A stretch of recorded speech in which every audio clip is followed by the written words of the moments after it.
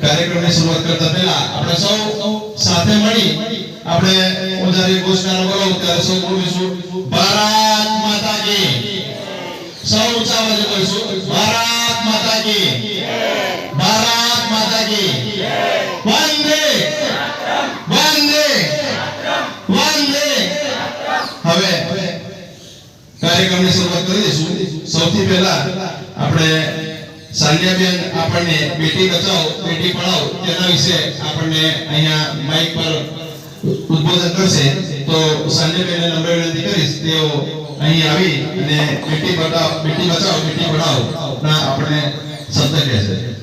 હું તમને બેટી બચાવો બેટી પઢાઓ વિશે થોડું કહેવા માંગીશ શાંતિથી સાંભળજો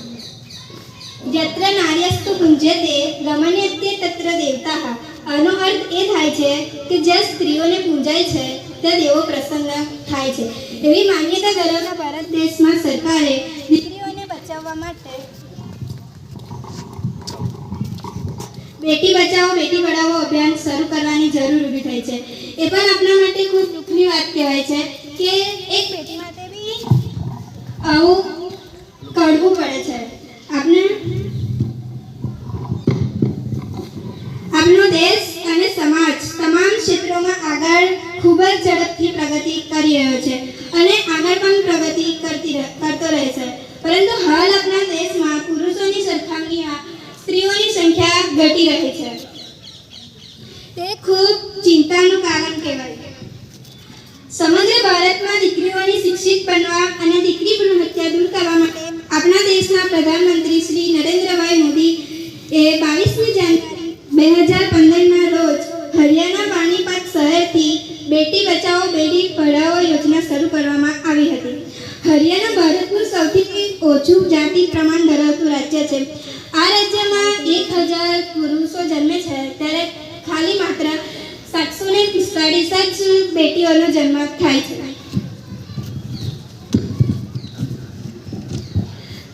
આ એક ખૂબ જ ચિંતાજનક કારણ છે આ જ કારણોસર આપણા શ્રી એક જ છોકરીઓ હોંગી બીજા હોંગીઓ નથી તો મેળાની અંદર નન્ની કલીમથી બે દીકરીઓ છઠ્ઠા ધોરણમાં ભણતી હતી અત્યારે 8માં આવી ગઈ તો ગયા વર્ષે 7મા ધોરણની અંદર દીકરીઓ દાર્જિલિંગ ખાતે ફૂટબોલ રમવા ગઈ હતી અને નેશનલ લેવલ પર એમનો નંબર આવ્યો ક્યારે આવ્યો કે આવી રીતે આપણે કોઈ સ્પર્ધામાં ભાગ લઈએ અત્યારે દીકરીઓને જે નન્ની કલીમ ફાઉન્ડેશન ઇન્ટરનેશનલ લેવલ પરથી અમને જે મોટો વર્લ્ડ કપ આપેલો છે વર્લ્ડ કપ કરતા મોટો છે ગણેશભાઈ વર્લ્ડ કપ તો આટલો જ આપ્યો પણ આ તો આટલી ઊંચી અહીંયા આવે છે મને મારું ખિસ્સું છે ત્યાં સુધી એક ટ્રોફી આવે છે એ ટ્રોફી હવે અત્યારે આજે પ્રવેશ ઉત્સવ ગયો તે વખતે છોકરીને અર્પણ કરી કહેવાનો મતલબ કે એ દીકરીઓ જેવી આગળ આવી તો રમત આપણે પણ આજે રમવા જઈ રહ્યા છે નંબર તો એકનો જ આવવાનો છે બધાનો નંબર આવવાનો નથી તમને એવું થાય કે આપણા ગામના સાહેબ છે આપણો નંબર આપશે બરાબર પણ હેમંતભાઈ મારી ચર્ચા થઈ કે તમારે નિર્ણાયક તરીકે આવવાનો તો પહેલા એમને વિનંતી કરી કે હું ગામનો છું કદાચ જોવા આવીશ તમારા કાર્યક્રમમાં પણ આવીશ પણ તમે આપણું જે શિક્ષક ક્વાર્ટર છે ત્યાં ઘણા બધા મેડમો રહે છે સાહેબો રહે છે એમનો સંપર્ક કરો પણ શનિ રવિ હતો એટલે એ લોકો કદાચ પોતાના વતનમાં જયેલા હોય તો કદાચ એમને કોન્ટેક્ટ નહીં થઈ શક્યો હોય તો આખરે મારે આવવું પડ્યું તો હું ને અમારા મિત્ર એવા સંજય સિંઘા સાહેબ આજે નિર્ણાયકની ભૂમિકા ભજવવાના છે તો તમે બધા સંજય સિંઘા સાહેબના હાથે ભણ્યા છો અને હું તમારા ગામનો એટલે અહીં કોઈની લાગવત થવાની નથી જે હશે એ ચોખ્ખો નિર્ણય હશે, પણ કહેવાનો મતલબ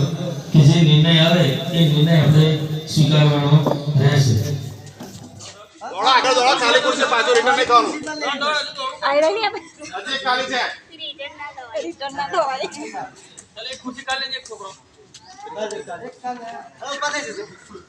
એક ખુરશી લઈ લો.